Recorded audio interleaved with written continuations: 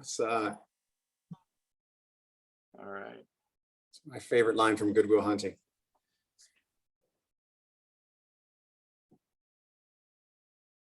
All right, with that, let's begin. Episode, 65 of Boroughs and Burbs. This week, we've got Dominating Social. Samantha Yanks, founder of Samantha Yanks Creative and the Connecticut Edit, but most of you probably know her as the editor-in-chief of Gotham magazine and Hamptons magazine. And with her this week, when I said Samantha Yanks is going to be on the show, before I get to Jonathan, I said, Samantha Yanks is going to be on the show, and Roberto's reaction was, wait, the Samantha Yanks? And I thought to myself, well, how many Samantha Yanks are there? Of course it's the Samantha Yanks.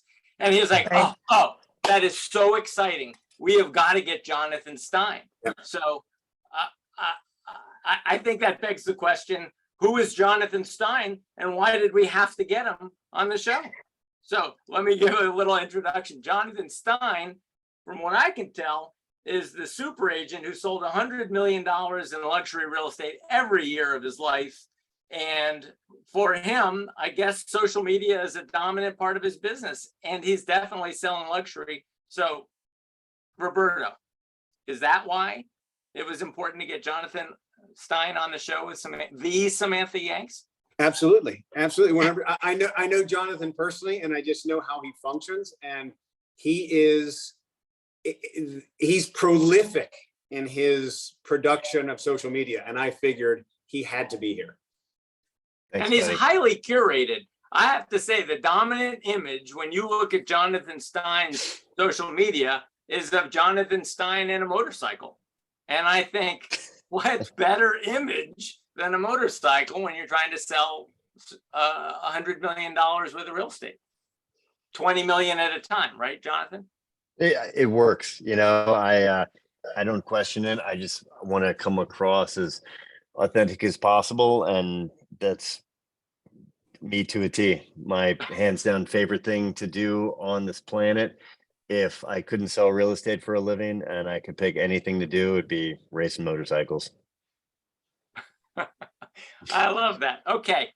Are you also in the Hamptons? Is that a connection between you and Samantha? Are you also selling out there? I do the Hamptons as well. The connection with Samantha, though we've never met, is she's just such a legend.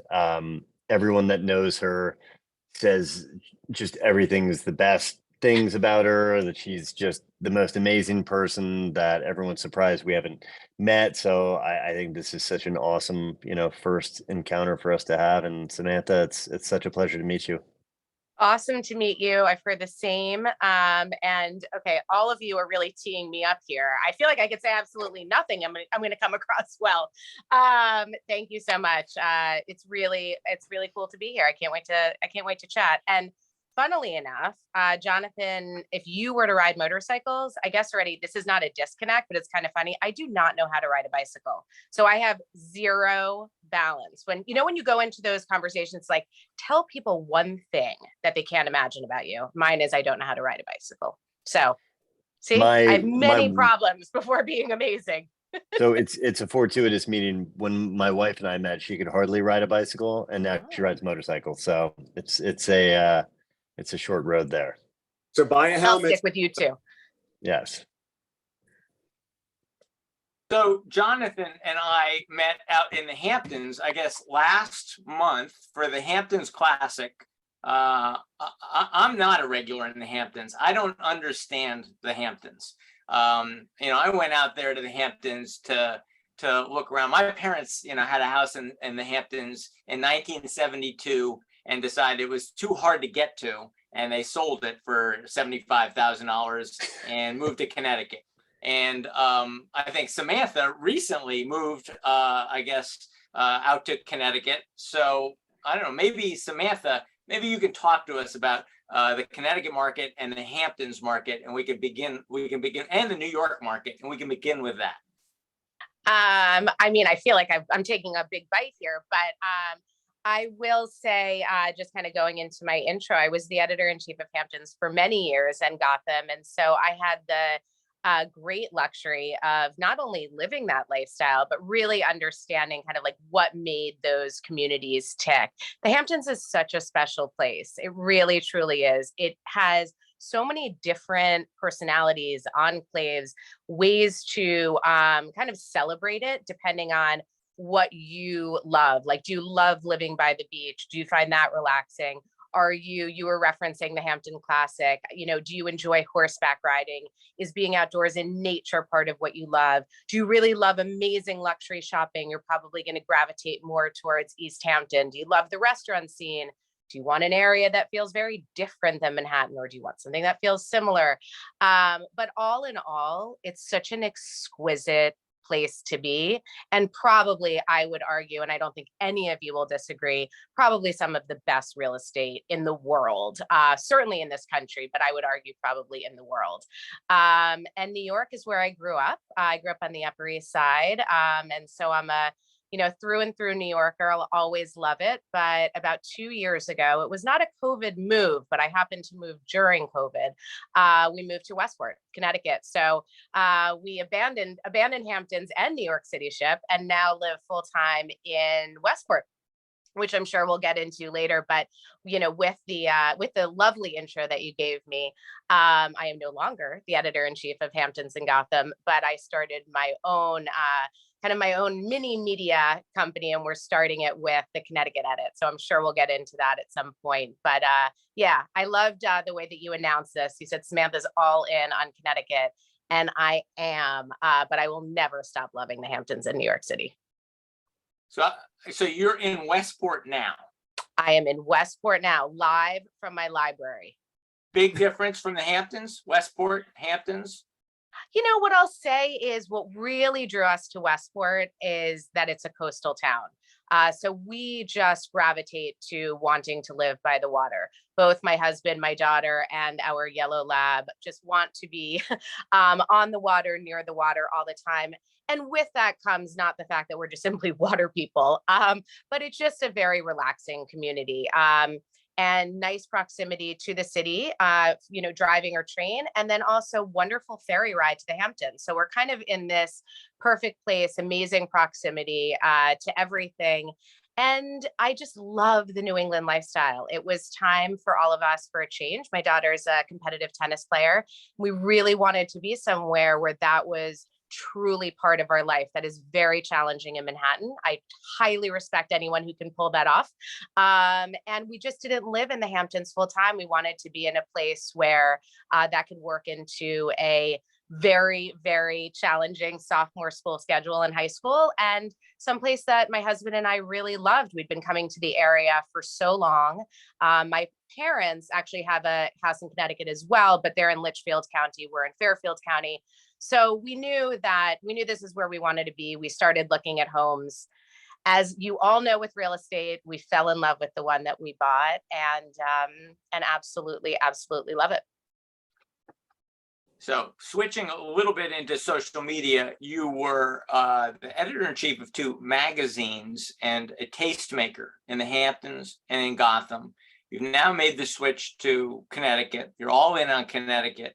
And so the obvious next question is, how important is social in 2022 and beyond when you're trying to be a tastemaker and you're trying to tell people about the best of the Hamptons or the best of Connecticut? How important has social become in 2022 to that mix? Moving from magazines into what I presume is an entirely social platform? Yeah, we are the Connecticut Edit. We launched it about 1.5 years ago. It is primarily digital. We have started with more experiences, event activation, but we do not have a print component.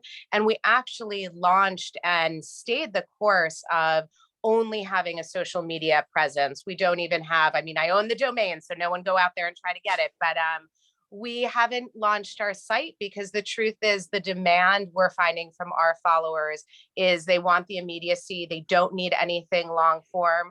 They're not looking for more than we're providing. And if they are, and I'm sure all of you can attest to this in real estate, they're going to DM you, they're going to text you, they're going to figure out a way, but it's not by picking up a magazine or going to a website. They will track you down to find out what they need. They'll ping you as much as you know, all know those pings are coming through. So we decided, I launched the Connecticut edit with my daughter. Her name's Sadie. She's 15. And so we launched it during COVID because we had the time together. We had moved to this new community. We were loving it so much, but we just weren't finding a resource for the information that we wanted. And we weren't finding it quickly enough. And that is really where I guess that, to your question, where social media comes down to, it's like, I want it when I want it, and I want it at the right time, and I want it to be delivered in the right format. And so, for us, I think to get our message across, social media through a multitude of platforms has been the best and most effective way to do that. And I'm definitely the type of person who, never say never. I could see us I would probably launch a coffee table book because I love them so much quicker than I would launch, a monthly or bi-monthly print component. It's not where my drive is any longer, not because I don't think it's an important medium at all. I am a voracious reader of print. But for us, and as in terms of this conversation, I think social media is where it's at in terms of delivering the type of information that we're delivering and that our followers are looking for. What are the platforms that you're using, and how would you prioritize? Like if you could only do one or two versus the next 3 or 4 or 5? Can I turn something over to Jonathan? Will you? Okay, I'm going to keep answering. I'm fixated on this. I'm loving All right, watching. fine. So I would say, for me, listen, part of why we launched this together, my daughter and I, is because we wanted, and I also think something that simply doesn't really exist, the way that we deliver information, is I really wanted something multi-generational. This is not about, oh, I'm no longer the editor-in-chief of Hamptons and Gotham. I really miss being an editor, therefore I'm going to launch this. It really came very organically out of a place where, I would text people or try to pick up, different pieces of information and say, can you just tell me the 5 best restaurants in Greenwich and in Westport? And I simply couldn't find it. I mean, it was truly as simple as that. And when I started putting together those listicles or, bits and pieces of information, suddenly, simply because of what I had done, previously, I suddenly became known as this person. Oh, well, just text Samantha, she'll know. All the people who moved to Connecticut from New York, they're like, okay, who's the person to go to get your hair cut and colored? And it's just like, when you become that go-to person, you just, rather than people texting me all the time or calling me, I just kind of would put it out there. So for me, to answer, Roberta, your question, my primary platforms are Instagram, really Instagram. I link everything to Facebook, and I definitely will be 100% honest about it. I do not track it. I work for clients in marketing and branding. That's all I do is track their, is to look at traction for them. I don't really look at our own. I'll be honest about that. Facebook, I think for us is we're not creating fresh new content for that. It is simply what we put up on Instagram. So that's our primary platform. But what I'll say, and to bring my daughter into this, is Instagram, yes, but for her, it's about be real. And what does that look like? And what does the TikTok component look like? What does the Snapchat component look like? We do not put out our handles on all of those platforms, because I don't think it's necessary at this moment. But I'm also very protective of what she's doing. And those platforms, I think, are primarily younger audience. I'm the first one now to say I'm 46. I know what I know. I do not know how to do a TikTok dance. I do not want to.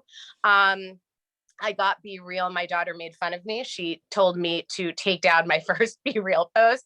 So I pay attention to every platform. I think all of them have their own purpose.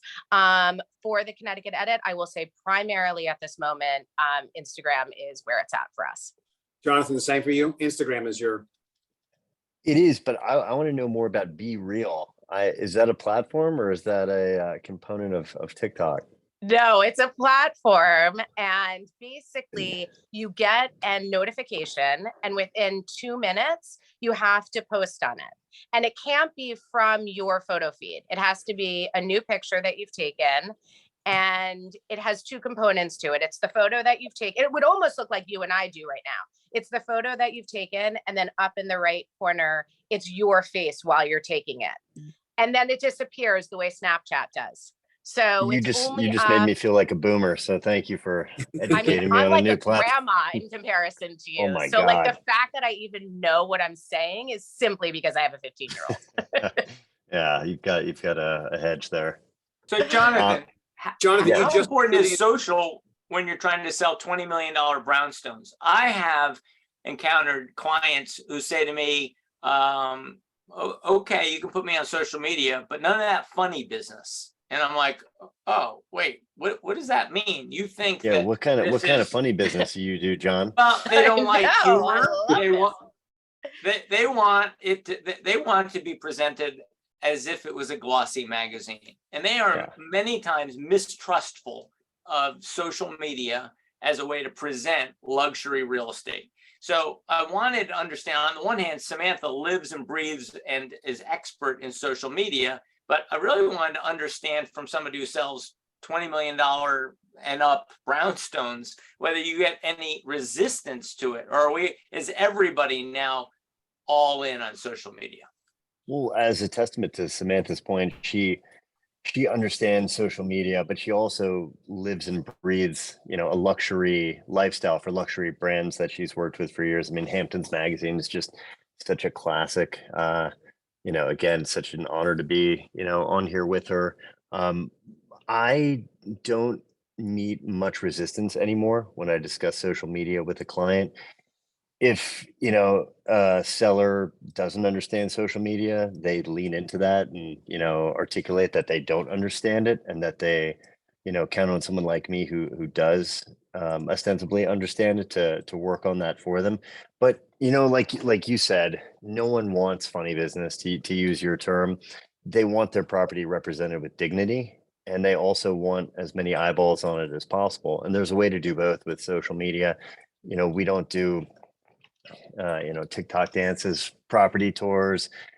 It's a way to reach the masses in a really cool and cutting edge way, and show properties to people that may not see them otherwise. A lot of our buyers in New York religiously, scroll Street Easy every day and the other listing sites.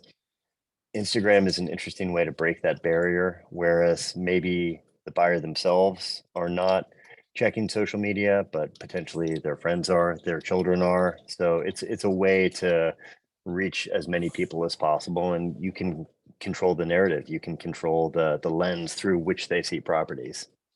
So How do you we found it balance to be a very effective tool.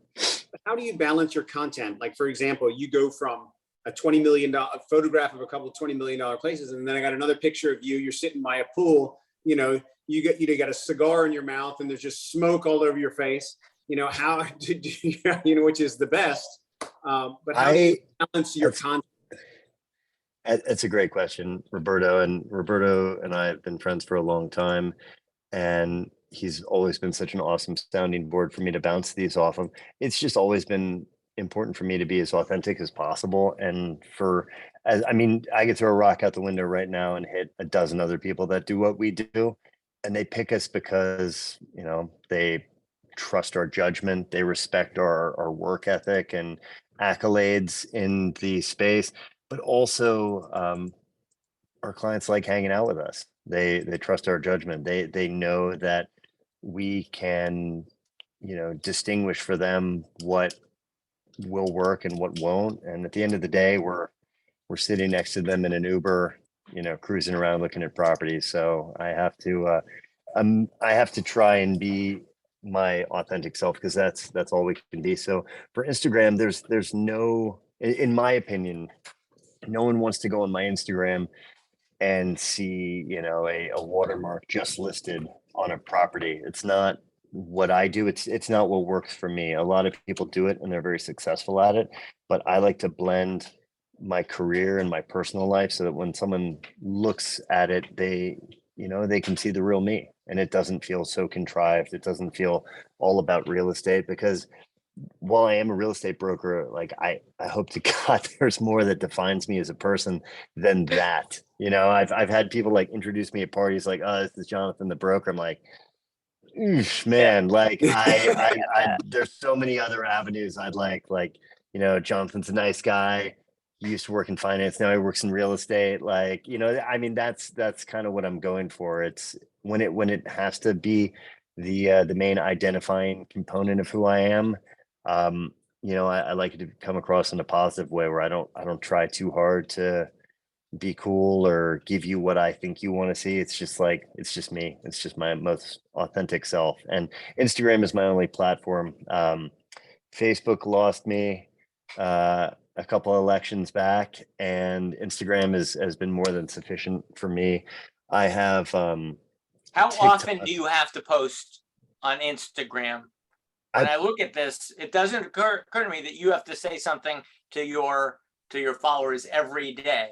But when No. you do say something, it's beautiful. It's a beautiful shot, and it tells Jonathan, the story of your life. I mean, John, remember there are two components to Instagram. His posts are a little bit more selective. His stories are unbelievable. They're 10, 15, 20 a day. Yeah. It's a lot. So that's a good point. The stories are up for 24 hours, so I can be a bit more sporadic with those. I can, I like, it was my brother's birthday yesterday. I got to spend the day with him, which was really cool. So posted some photos of us together on the timeline as like a birthday post, but also, kind of chronicled our day for because they're up for 24 hours. So it's a pretty easy way of doing that and keeping track of where you're at. And, again, it lets people feel like they're hanging with me for 24 hours. And, I obviously showed yesterday I was not at work. So had to be okay with that, but was still on my phone. It's brilliant. Yeah. This is a photo of my grandparents, Randolph and Mortimer Love Dirk. that. Kidding. I love that. Yeah. So I have fun with it. I don't take it too seriously. I try not to whack people over the head with it. And I feel like, if you peruse that, you see what's important to me, you see what I'm all about, what I do for a living. But no one thing like makes me up for who I am. So it's I think that's so important though, right? Like, I mean, we can talk all day long about algorithms and analytics and all of that. But the truth of it is, the algorithms are constantly changing. So depending on how much attention you're paying to that, it is kind of a losing battle sometimes. But I think, like Jonathan, what makes your feed so great, to what Roberta is saying too, is it's like what resonates for us too. It's what's organic, what's natural. And it's not about posting on the static feed necessarily every day. On my personal feed, I don't at all. Actually, I realized when I posted the invitation for this event that we're doing right now, I hadn't posted on my static feed, my personal one, in a really long time. I post on stories all the time. And then for the Connecticut edit, we're all about stories. That is something that's happening now. For people and that is where algorithms come into play, and why you're probably doing so well with that also, is because that really gets bumped up in people's feeds. If you're posting all the time on stories, it's really more valuable than posting on your static feed. If you're sitting around people can get burned out, right? Yeah. Like if you're sitting around waiting for likes on your static feed, you're in trouble. And the truth of it is, with stories, you actually see analytics very, very quickly, and you can look back at them very easily. And it is much more complex to do that on the feed. But I love that. I mean, yes, it's their 24 hours, but I also don't even think about it as like living a day in 24 hours on stories. And it's so true. It's like, you know, what's going on for you? Some days it's real estate, some days it's family, some days it's this, some days it's that. And I can't imagine anyone, no matter how much they love real estate for you or the state of Connecticut, for me, they don't, that's all they want to see, right? They just want to see real life. And that's what resonates for people. Well, it can also be a bit of a detractor as well. Like, I find if you're posting, because people on social media, you know, viewers, followers, what have you, they want to see the goods. They want to see townhouses. They want to see penthouses. They want to see crazy property tours. And the flip side of that is, if I'm posting that all the time without fail, you know, I'll be at lunch with someone and they'll say, "Oh, I just sold my apartment. I just rented something." And I'm like, "Well, I could have helped. I could have been a part of that." And they're like, "Oh no, like you only do the big do. stuff." Yeah, I don't want to. And for me, like that hurts so bad when I hear that, because it makes me feel like I've done a disservice to people close to me. Like I grew up in a town in Maryland of 170 people. It was my dream to live in New York my whole life. Like I didn't grow up in this world. It's something that, you know, I've gotten to be around through this profession, and just being in New York and meeting, you know, very cool, successful, driven people. And, you know, the last thing I ever want to do is make someone feel like they can't come to me because I'm not going to care. Like that's Yeah. the last thing I ever want to, you know, We have the encapsulate same who I am. thing too. We have the same thing with what we cover. You know, we do a lot of what we've seen on the Connecticut Edit that's been super successful are all of these giveaways. It's not, oh, I'm wearing the same top in that. Uh-oh, double. And I'm in the same spot. Anthony. It's a good spot. But a lot of what, you know, giveaways were never really my specialty. I didn't really know all that much about them, but it's something that we do very, very frequently on the Connecticut Edit. And what I've realized so quickly, and exactly to what you're saying, is like our followers responded to a giveaway for a bunch of fresh cut dahlia flowers as much as they did to a $400 cashmere sweater. You know, it's really like we always want to tell that whole story too. And I think you do a really awesome job. And I you know, to pat ourselves, oh, that's my dog Wonton, everybody. To pat ourselves on the back a little bit, is like we treat, you know, we show all of that through a luxury lens. And I think you do an amazing job at that, whether it's flowers or it's tomatoes. And people joke about my love of farm stands. I love them. Love it. But whether it's flowers, it's tomatoes, or it's, you know, the brand new like Land Rover Defender, I look at everything exactly through the same lens. And if it's not beautiful to me, it doesn't belong, you know, it doesn't belong on the feed. And which is why probably, you know, sometimes like people will say, like they say to you, "Oh my God, does anything like, you never post anything bad?" I'm like, "Oh, well, all the bad stuff, I don't, you got to go to the Connecticut." Oh, look, there we are. But Not much on your feed today. yeah, no, you got to go to the Connecticut Edit, switch it up, not my personal. Okay.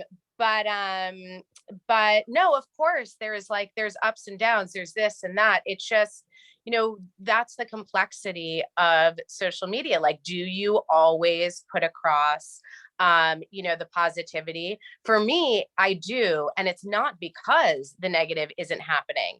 It's because I actually think Instagram and all of these spaces can be and should be super, super positive. It's a platform to be able to like spread goodness. And yeah, and that's what we use it for. So we're talking about dominating social media. So let me ask something. Do you guys approach this like do you approach it as part of your job? Do you approach it as, I know at least for Jonathan, it's a part of his life. It's just he's just constantly kind of documenting how he goes through his life, and he shares that, and it becomes very authentic. But Jonathan, even for you, do you feel, you know, you have an extremely busy day, at the end of the day, you're like, I haven't posted anything today, I got to put some stuff up. Are you compelled to do that? Do you feel you have to do that? You know, it's become such a part of my routine now. I don't really have those days where I get bogged down with it. There's days where I can't post things. Like I have a tour tomorrow where my phone's not going to come out of my pocket the whole time. So yeah, it would be super helpful to be able to post that, but I know I can't do it because of a client and because of listings, and like I'm so okay with that. Like I don't need to be the guy that's documenting for the sake of documenting, especially, you know, when it's not in the client's best interest. So yeah, it's fun to do. It gamifies our job. It mixes it up. Like I like being funny where I can with social media, but like at the end of the day, it just shows people where I am and what I'm up to and that I'm good at it.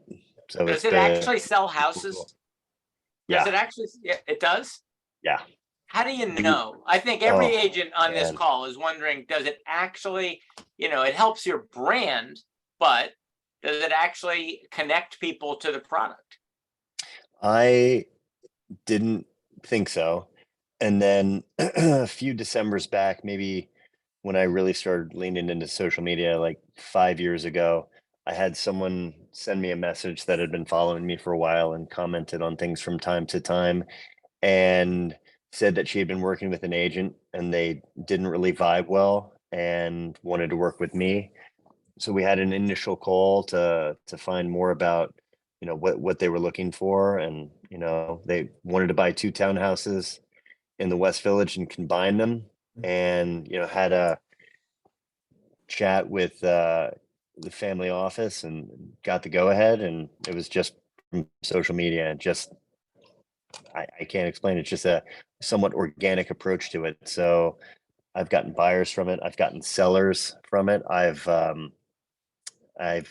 a lot of stories about it. So it's something that I get asked about very regularly to divulge what the secret is. And you know, it's been said many times, if you're good at something, never do it for free. So it's been working. So tell me if this conclusion is correct, but what you're doing is you're using social media to let people get to know you and whether they want to work with you. And Samantha, it seems to me, approaches it from the background of magazine, where she puts out what you call it, lists, We do listicles. Oh yeah, listicles. I everyone's love gonna have that new word. verbiage at the end of this. Listicles and best restaurant and recipe and lots of flowers and the lifestyle. And so are you communicating information, the best of Fairfield County, the best of the Hamptons, and therefore people think of it as a resource for information, whereas Jonathan is taking a much more personal approach? Am I making too much of a leap here, where we just want to see how you think and how you see the world, and I could have a beer with that guy, so I want to get to know him and I want him to sell my house? Exactly. I got into the world of real estate on the later side. Many of my friends and now clients had people that they had already done trades with, that they had rented from. Everyone knows at least 10 real estate agents in the city. We all get the newsletters incessantly. So I had to do something to distinguish myself and differentiate me from everyone else. And I thought that the most authentic way to do that was by being authentic. So it's something I really leaned into.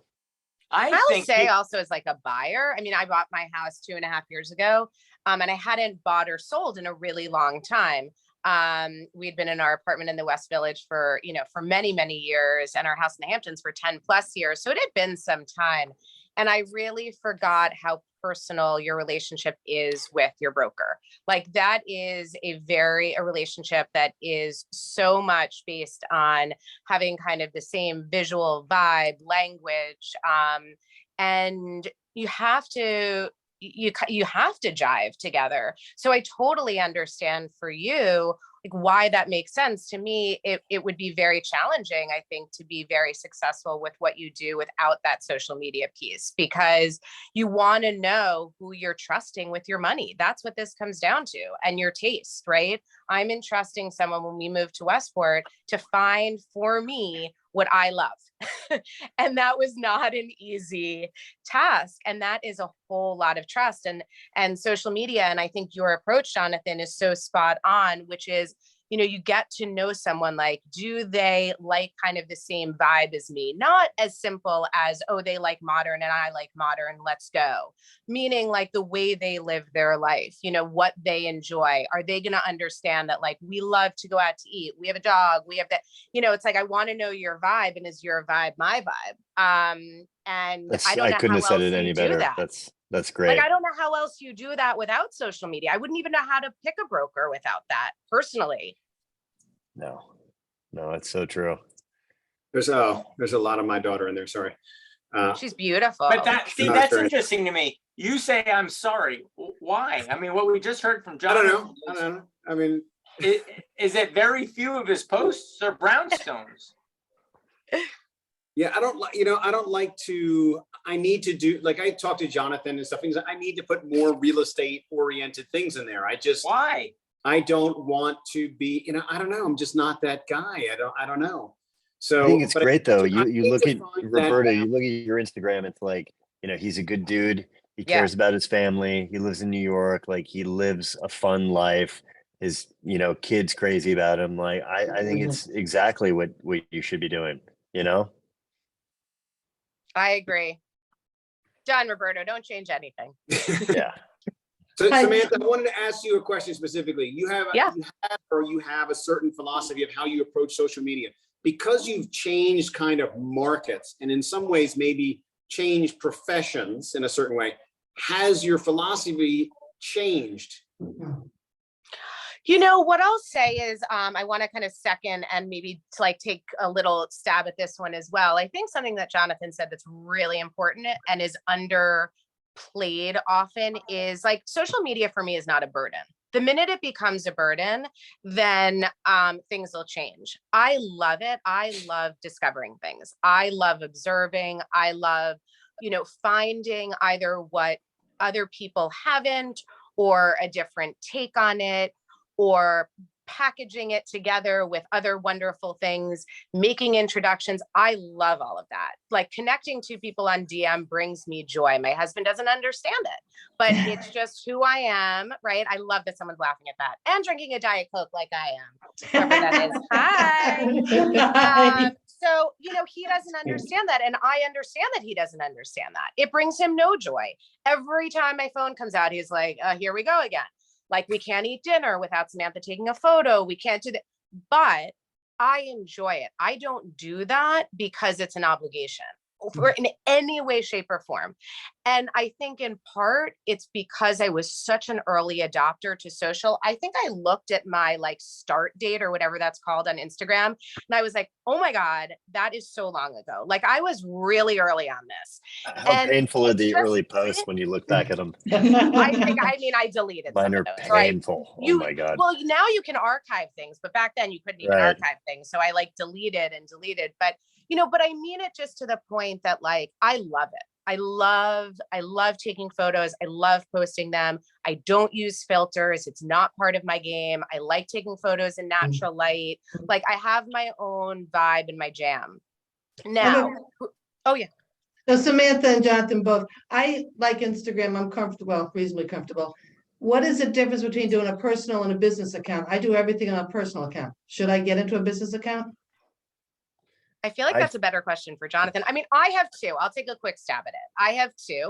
I have my, Samantha Yanks personal feed. Everyone doesn't understand why I don't post on it often enough. Like, it's verified. I don't even know how I'm verified. It's verified. I could post on it. I have almost 40,000 followers on it. I don't really leverage it. I don't really use it but here's the reason. And it just depends on how it applies to you. I post all the time on the Connecticut Edit, not verified, is hovering maybe close to 5,000 followers, because to me, it's very clear what belongs there. It's super distinct. Like, while it's organic, it all goes through this lens of it has Connecticut connectivity, it's current, it makes sense, people want this information. On my own personal, even John just said, I haven't posted on that in a long time. I think if you have the ability to combine two, I've always found that very challenging. But if you have the ability to combine two, and this is where I think Jonathan is like such a better person to answer this, then yes. But I also in my profession handle social media for businesses. So I'm always looking at everything through what the lens is supposed to be, right? And like my own personal lens, my Instagram's like kind of messy right now. Like I'm the first one to admit it, but the Connecticut edit, I wake up and I go to sleep and I think about it. I'm like, I want to post about this. I want people to know about this, you know, like there's no question. On my own, I'm like, I don't know. You go to bed thinking about the Connecticut edit? Yes, It's I your do. business. I do. I think about how I'm going to grow it. I think about how I'm going to differentiate it. I think about how I'm going to monetize it. I think about like, is there a purpose for it? How is it different? But that's fun for me. Like, that's the thing. And I think to what Jonathan's saying also, it's like, what brings you joy? Like content creation in its simplest sense brings me joy. I love it. And I will never, like any client that I consult with and work with, it's always through a content lens. Like, how are you delivering information? What should it look like? And whether that's a real estate listing, a piece of jewelry, a lipstick, an airplane, it doesn't matter. It's all the same thing. Like, remember back in the day when you wrote an invitation and you're like, who, what, when, and why? That's it. It's like, what's the why? Why do people need this information? They need it because, you know, they have disposable income and they're like looking for, like, just what's the why all the time. And that's where I think personal feeds get a little mucky. It's like, I don't know why people need to know what's going on in my personal life. I know why people want to know what's going on the Connecticut edit. And that's why I like working with my clients. It's so easy for me. It's a no-brainer. It's like, it always makes sense. So I hope I'm not Jonathan, babbling and answering something. do you advertise in print anymore? I don't know. I never have. Postcards, Nope. I've direct mail, done nothing? I've done postcards twice. And I think 98% of them came back to the office. So it was it works for a lot of people. It does not work for me. It was not something I was very successful at. So you know, I leaned into what worked for me. All right, so both of you, can you give Scott Hobbs, so he's in the little square underneath you, can you give him some advice? Because he runs a very successful luxury business. He builds luxury homes in the Hamptons and in Westport, and he advertises in the glossy magazines. He said for him, he's got to show the product, and he's got to do it in a beautiful way, and he's got to communicate to people that he's capable of building houses of this quality. And whenever I give, I try to embarrass Scott Hobbs and say, why aren't you on social? He's like, you know what? I know I need to be there. I know I need to do more of that. But for guys like Scott Hobbs and myself, it's hard. I don't have that many followers. I'm not that curated. I'm not that pretty.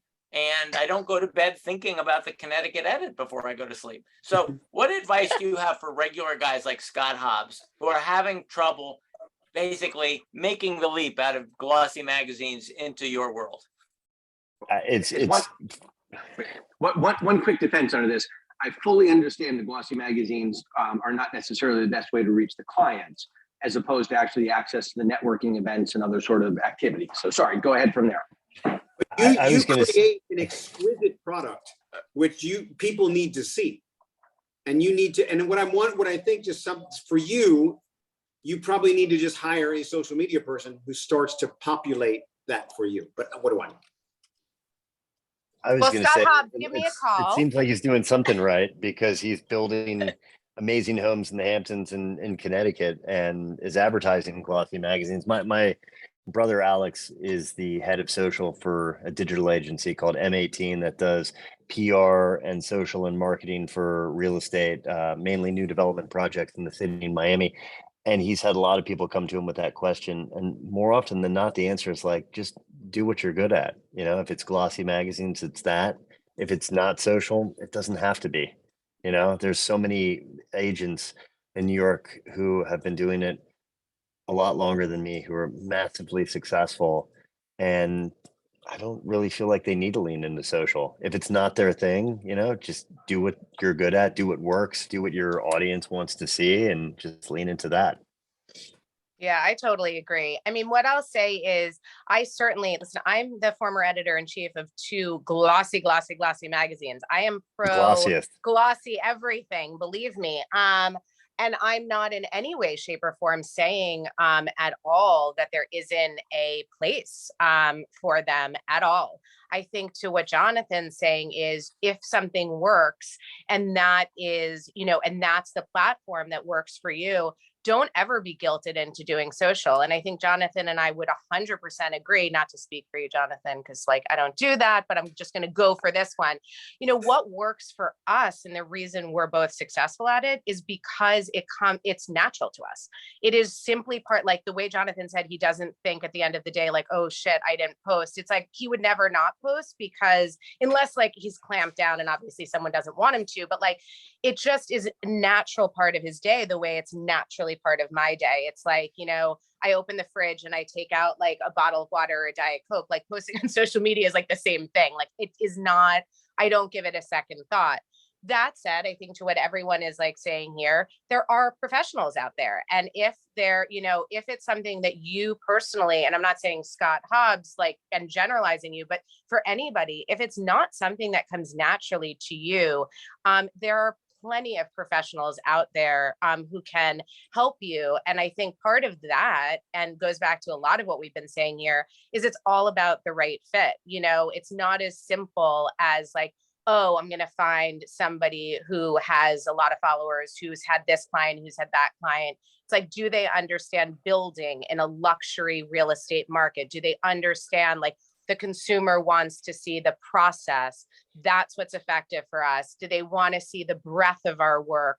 Do they want to see, product like projects from beginning to end? And you like leading them and saying, this is like, when people come to us, they say they cannot believe that they bought a piece of land and we built them this. If that's your story or whatever it is, it's all about the content and figuring out what this story is.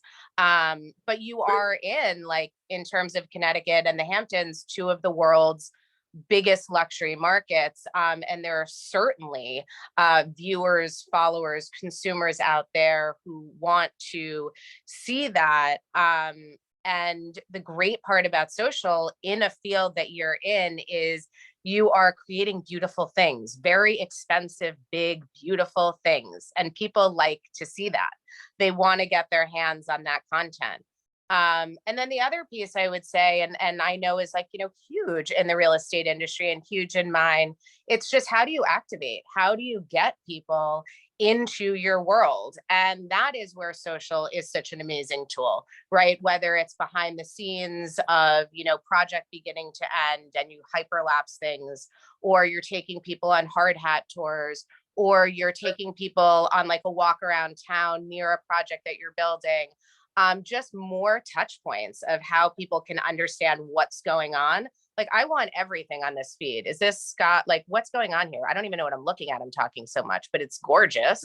Yeah, like what is that? But that's a $30 million barn that Scott Hobbs built. And what's surprising to me is that 150,000 people haven't liked that. And that's what I think, this is a beautiful page. And I'm wondering, what's the difference between Jonathan Stein and his motorcycle just blowing up the internet versus this amazing $30 million barn? And so, why is it I'd like working? to see a couple of pictures of Scott on there. I think if Scott bought a motorcycle, he'd do twice as good. I would hope so. Pictures of Scott on site, whatever. I'd like to see who's behind that. I do think that personality component. What? All I heard was that John needs to stop guilting me. John, let's talk about you for a second. Let's talk about you for a second. Go to your feed, because there he is. But you have you've been trying to push, and you've been pushing me. You're like, you got to post more. You got to do this. You got to do that. You should do this TikTok and that TikTok. My daughter's got this. She's got 400,000 views and all this kind of thing. And I mean, what has changed in your philosophy and what has worked or not worked with you making an emphasis of really trying to push into that? All right. What have you found? So here's mine. And one thing you're going to notice is that mine's a lot less beautiful than any of the pages that we've seen today.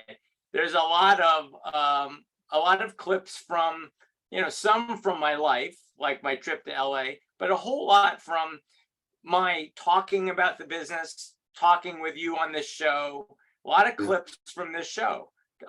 And I've been told by the experts, they said, it's important that you post every day. So start getting in the habit. So that's what I've done.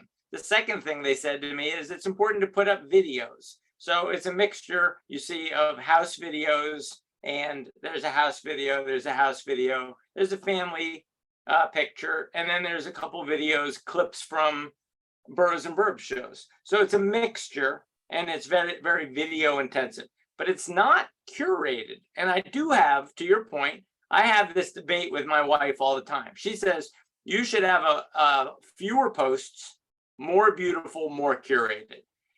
My consultant said, you should relax about being so curated, and it's more important to be authentic and to put stuff up that is just clips and snapshots of how you go about your day and how you go about your business. That's what you see here. I think it's working because it's growing faster than in the old days when I had a more curated and less content. Okay. But I mean, I look at it and I say, I want to be more beautiful like Jonathan Stein and Samantha Yanks. But this is working for me because it is authentic. It is who you are. Regular. It's who you are. Right. Okay. The one thing all of us haven't talked about at all, and it doesn't seem that any of us are doing it, but is TikTok. Now, none of it, it used to be that you had to do a dance. You don't have to do a dance. There are people just doing whatever on TikTok. How do we feel about that platform? Are they going to ban it in the US? I mean, what's going to happen? I'll jump in for a second. I think that I'm going to say the same thing that I think all of us are kind of consistently saying across the board. Social media only works if it's organic to you. TikTok is not organic to me. And maybe it's because it started out to what you're saying, Roberto, in this, concept of you had to learn a dance. It all seems so silly. First, my daughter wanted me to do it. Then she was horrified if I tried to do it. And then for me, I was like, I don't know, Jonathan, you said this before, like Facebook lost you a few years ago, like TikTok just lost me at that point. And if I have to try at something on this level, listen, I'm like the hardest worker, but if I have to try to make a social media platform work for me, then it's probably not the right fit. I tried Be Real. That's some things are also more age appropriate, where I do think, first of all, video is key. There's absolutely no question about that. But where I think that Instagram, although they, took a lot of heat for this, their response with Reels made sense. Instagram is an intuitive platform to the vast majority of people. And so if you are an Instagram user, they just made it too easy to not use Reels. And for me to jump around, I also manage professionally. Aside from all of this, I have a professional job, which is, I manage other brands' content, and you like what is generally intuitive to you. And you have to remember that each platform has different snippets and types of content that work for them. It is not as simple as saying, what I'm going to use on TikTok, I'm going to use on Snap, and what I'm going to use on Snap, I'm going to use on Instagram, and this is going to be on Stories, and that's going to be on Reels. I mean, that is a futile battle for anyone. So, it just depends on what platforms work for you. I would say no matter where you find it, video is key. On the flip side, for all of this, I don't think anyone can say it better than the way Gary Vaynerchuk said it. You can't have all your eggs in one basket on one platform. You just simply can't. So whether, you are as prolific on every platform or not, I think it's important, even if you're not present on them, to understand them, depending on what field you're in, what they're used for, why they work, what they're appropriate for, and who they're appropriate for. But the last thing I'll say, and I think we've all kind of touched on this briefly, well, it's never the last thing I'll say, but the last thing I'll say on this is, no matter what platform you're using, and I include like text and email or your website, it all should look and feel the way you want it to look and feel. Like when I get nonsensical texts, I'm like, that person's off brand for me. Sorry. Like it's the same way where, a visual on Instagram or a video on TikTok, it can all be part of one holistic brand. TikTok is no longer, and I think, Roberta, to what you're saying, it's no longer a platform for like silly dances. It might have lost me, but it hasn't lost its footing in terms of importance and the power of it at all. No, for sure. Jonathan, talk to us about Anthony. Anthony, you said Anthony's followers exploded, but it was basically because of TikTok, and he's not dancing. No, I wish he could join us today, but a partner on my team, Anthony, who's also my marketing director, built over 155,000 Instagram followers in a few months. He's one of the most followed real estate agents on TikTok, and as a testament to Samantha's point about doing what's authentic for us, it's his most authentic thing that he does. He's easy on camera, he's likable. I've watched every single other person that does real estate videos on TikTok. No one comes close to him. He's the best that's out there. He's the most genuine.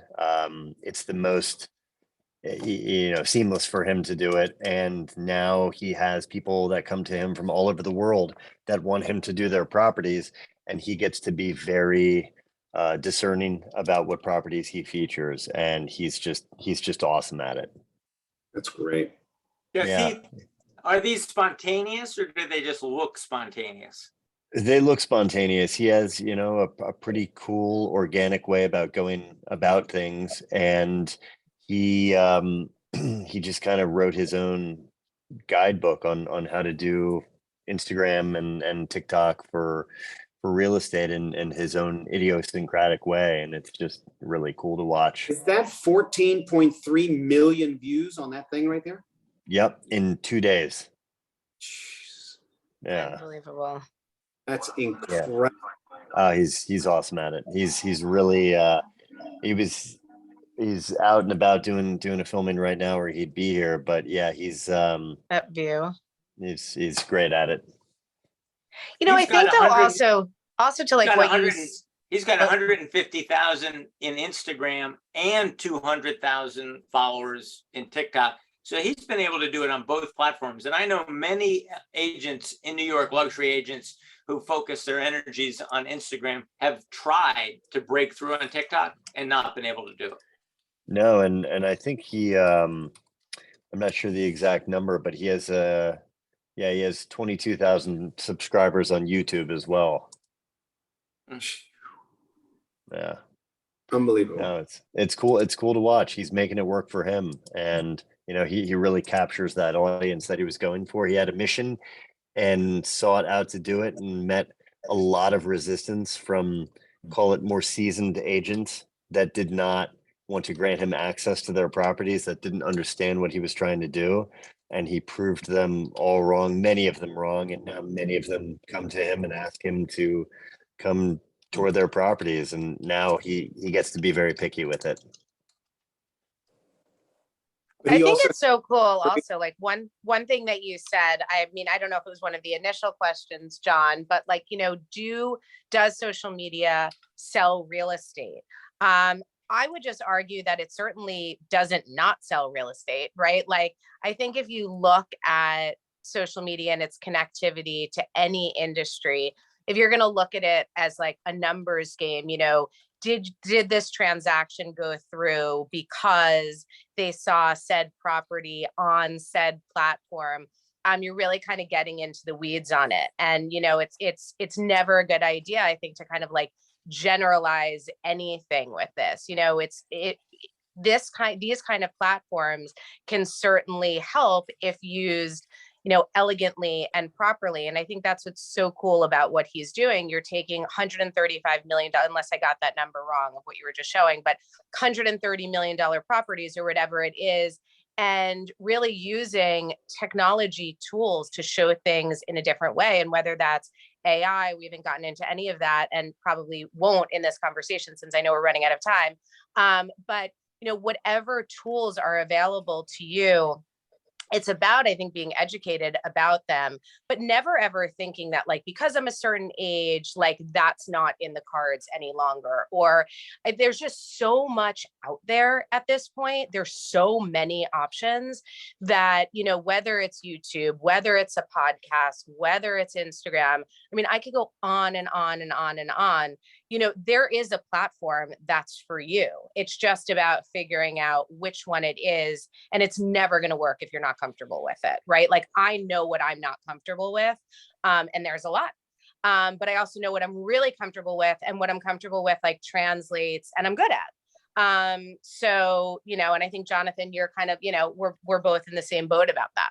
Samantha, is there a formula, or Jonathan, is there a formula? Jonathan, you get to watch Anthony and you say, oh, he does really interesting walkthroughs of really interesting properties. I could do that. I mean, is there a formula? Samantha, can you take an ordinary realtor in my office and say, I can make you, you know, I can get you 100,000 followers. There's a formula. It's available. I can hire the right editor, the right camera people. We can write some scripts, and we can get you there. There's a formula.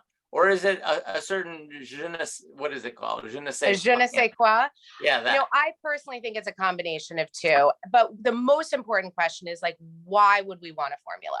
You know, why would we want to replicate what other people are doing? What makes social media successful, and I hope Jonathan and I have pleaded our cases here, is it has to be organic, and you have to be the first at something, you know. And I love, Jonathan, what you were saying, like, Anthony was doing this. I'm sure he was clamoring to get access, and now he's highly coveted. Everybody wants him in their properties. It's because he did something innovative and new in an industry that didn't have and wasn't very welcome to change. It's very, very traditional. I worked in an industry that was very, very traditional, right? I worked in glossy magazines when their digital was it wasn't even secondary. It was like tertiary. It wasn't even but early on, I always thought it's got to live beyond these pages, right? And for real estate, it has to live beyond these four walls. Like, how do you live in it? Why do you want to be in it? You know, what's going to compel me to live my life in this place and make it, you know, extraordinary and fun? And I think what Anthony did is, like, not something anyone should try to replicate. You know, it's about trying to come up with a way that you can have a different point of view to the same old. What I'm doing, reporting on Connecticut, I am far from the first. I am far from the last, right? I'm just doing it in a way that makes sense to me, which seems to translate to other people. And if it didn't, and I said to you, John, on a call, like, you know, a few weeks ago, if it didn't, I would have stopped, because I'm not at it for, like, the likes or the reward. I'm at it because I like the response that people give me, which is, that was really helpful. Or, you know, I went into this restaurant and I told them the Connecticut edit recommended it, and they, you know, sent over a dessert or something. That kind of life component, to me, is what drives me. And it sounds like for Jonathan, the same thing. You know, you want to give people access to you and to what you have, but you have to do it, like, in your own way. If I went around posting, like, myself on motorcycles, people would laugh, right? But that's, like, authentic to Jonathan. And I'm sure if he started posting photos of him in flower fields, I don't know, maybe, Jonathan, that, you know, you get off on that. I'm not sure, but you know what I mean? Like, that wouldn't be authentic to him. Thank you. I do love flowers, so. All right, well, we'll go to a flower market together. But you know what I mean? I totally do. To answer your question, John, I've tried speaking to a camera and doing tours like Anthony does. I hate it. I'm not good at it. It's the last thing I want to do. It's not me. It doesn't feel authentic. It feels very forced. I don't feel comfortable doing it. So I lean into what I'm good at, and Anthony does his thing, and I get to applaud him from the sidelines and watch him just absolutely crush it and be better than every other single person that tries to do it. And it makes me super proud that I get to work with someone who's so good at it. And I can lean into what I'm good at and what excites me about the business, and that's just the people. I get to work with really cool people, and that's my favorite part about it. Awesome. Roberto, you gonna do more social media? I'm going to try. I got my mentor right there, Jonathan. You guys, thank you so much for being here. Yes, Really thank you. appreciate it. Amazing. So great to hear all of your thoughts. Very valuable. Thank I you so think much for we're all- having me. Thanks, guys. I think it's an elusive subject. I think it's very subjective, as what, the last point that was made was there's no one formula that works for everybody. I can't be like Anthony Park. I can't be like Jonathan Stein. As much as I want to be a little bit more curated, perhaps, but I can't be Jonathan Stein, and I'm not going to go buy a motorcycle. Yeah. But he's got an Austin Healey. And thank you, Samantha. I think this is very exciting what you're now building in Westport in Connecticut. Very exciting. I'm now a follower, and I can't wait, to get your restaurant tips and your farmers market tips. Count me in. So thank you very much. Don't forget us in the Samantha. Don't forget what? Don't forget us in the Hamptons. Oh, goodness. No, I never can. It's in my blood. Okay. All right. Thanks, See you guys. Thank you so Bye, much. everybody. Thank you. Skipper. See you next week.